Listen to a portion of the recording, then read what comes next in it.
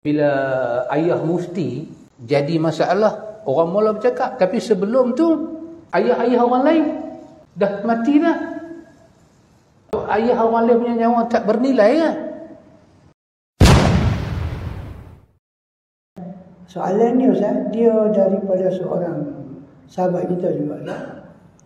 Dia kata, saya ni tak tahu lah Ustaz.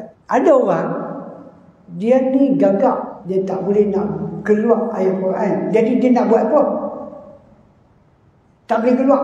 Tak boleh nak keluar, tak tahu punca apa. Tahun lepas baru jadi. Sebelum ni tak jadi. Tahun 2020 tak jadi, 2021 jadi. Dia jadi gagak, dia nak baca surah tak lepas. Dia nak buat macam mana? Bagi orang yang gagak. Wallahu ta'ala alam, Allah yang maha mengetahui. Pertama kena cek doktor lah, takut pasal dos ketiga. Al-Kuliyatul Khams. Kuliyatul Khams berkenaan dengan 5 perkara yang menjadi asas. Kita kena jaga, kerajaan kena jaga. Hifzuddin, salah satunya hifzul aqli wa hifzul nafsi. Kita jaga akal dan kita jaga nyawa. Masuk dalam jaga nyawa ni lah hukum bila darurat boleh makan babi itu wujud dalam nas Quran. Kerana nak jaga nyawa. Kerana nak jaga nyawa ni lah agama tak benarkan kita makan semua benda beracun. Benda beracun. Kerana nak jaga nyawa ni lah agama tak benarkan. La darara wa la dirara, Nabi sebut. Jangan memudaratkan diri dan jangan memudaratkan orang lain. Kerana inilah hifzun nafsi. Wajib memelihara diri. Maka ada ayat Quran menyatakan wala taqtulun nafs. Jangan kamu bunuh diri kamu. Tak boleh bunuh. Kita tak boleh mengacukan pisau. Kita bawa pisau yang tak ada sarung, kita acu tajam tu ke orang. Dalam riwayat Muslim, Nabi tak benarkan kerana dia akan mengganggu nyawa. Kita tak boleh melawak pakai benda tajam. Tak boleh. Kita tak boleh tampak anak-anak di muka. Tak boleh. Kerana nak menjaga nyawa dan akal, takut gangguan tu berlaku. Maka saya juga memasukkan dalam menjaga nyawa ni ialah ikhwan, termasuk kita ambil vaksin. Hukum asal ambil vaksin tu pasal nak jaga nyawa. Tetapi apabila kalau kita ambil vaksin terlebih, boleh menghilangkan nyawa, itu juga kita kena jaga nyawa. Kena hati-hati. Bukan kata vaksin. Sahabat ingat kawan tu meniaga ubat. Hai obat, mari beli obat. Siapa lambat tak dapat. Ada pula obat, kalau makan, besok pagi bangkit, badan berbulu. Itu ada orang beli. Kali kedua dia menjual, dia kena harian. Jadi, kalau kali pertama kita ambil vaksin, kali kedua kita ambil vaksin untuk menjaga nyawa. Tapi kalau ketiga kita ambil vaksin, boleh mencederakan akal dan kesihatan. Maka kita wajar tengok balik. Pihak nak panggil kita cucuk tu, biarlah dia panggil tu kerja dia. Kita yang nak pergi cucuk tu, kena fikir, ni kesihatan kita. Imam Ibn Kathir di lalu suratul Baqarah, wa minan nasi man yaqulu rabbana atina fid dunya wa ma lahu fil akhirati min khalaq. ومنهم من يقول ربنا آتنا في الدنيا حسنة وفي الآخرة حسنة وقنا عذاب النار. Dia kata hasanah fi dunia, dia kata as-sihhatu wal ibadah. Sehat dan ibadah. Itu makna hasanah dalam dunia. Nabi kata pada Abdullah bin Abbas, bapa dia, Nabi kata fas'alul afiyah. Sebesar-besar benda kalau kau minta pada Tuhan, mintalah keafiatan, kesihatan, kesejahteraan. So kalau kita disuruh ambil vaksin, booster. Sebelum pergi ambil ikhwan, kita kena cek badan kita. Pergi jumpa doktor. Cek imun dalam badan kita. Kita dah ambil 2 dos, perlukah badan kita dos yang ketiga? Pergi jumpa doktor.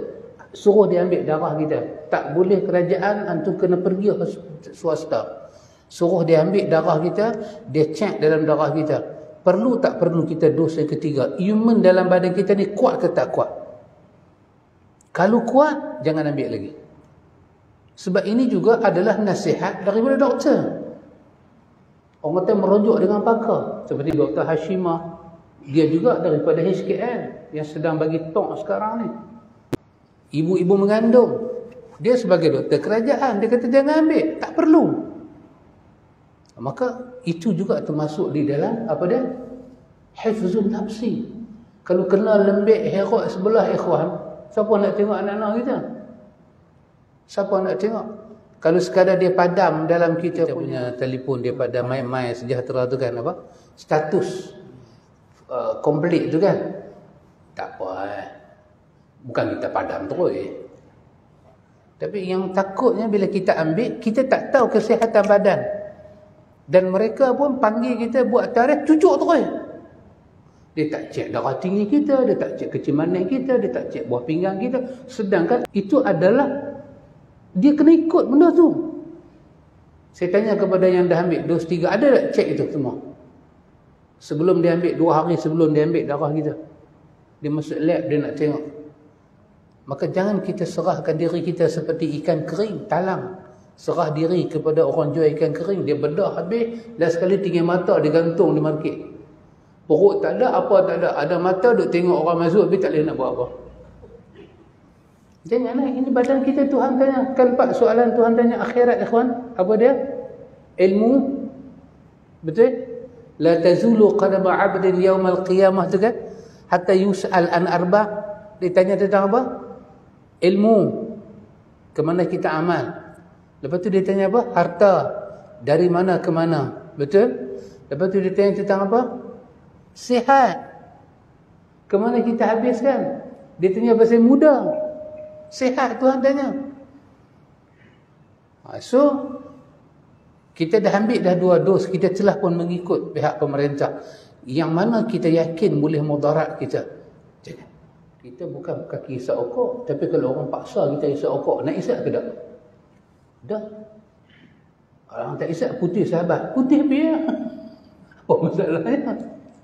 Kau orang oleh. Pasal apa nak batuk kita? Yang nak rosak lang kita. Paru-paru kita. Yang nak sakit kita. Yang nak tanggung keluarga kita. Bukan kita boleh claim insurans ke nak tanggung anak-anak kecil ni semua. Tak mahu.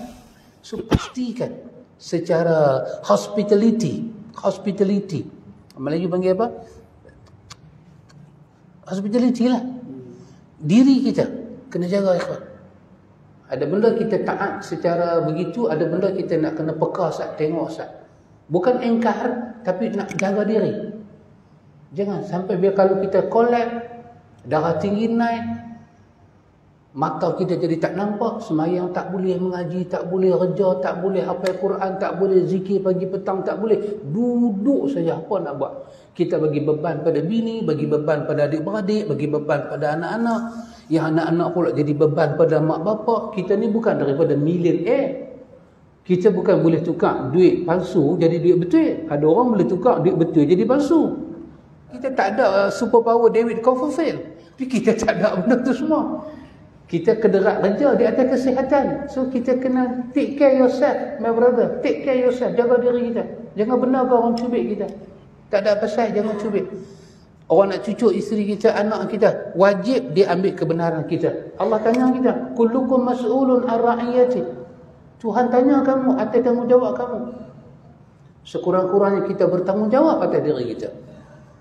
Bukan saya halak antum ambil dos ketiga, tidak. Ambil, tapi pastikan antum jumpa doktor, suruh dia ambil darah antum, suruh dia cek dan dia bagi laporan. Perlu tak badan saya booster? Doktor yang jujur, dia akan beritahu. Dalam tempoh terdekat ni, saya rasa awak tak patut ambil. Jangan ambil. Lengahkan sat. Lengahkan sat. Kita tak mahu, ikhwan, nyawa kita. Jangan sampai nyawa orang tertentu saja berharga, nyawa rakyat tidak berharga.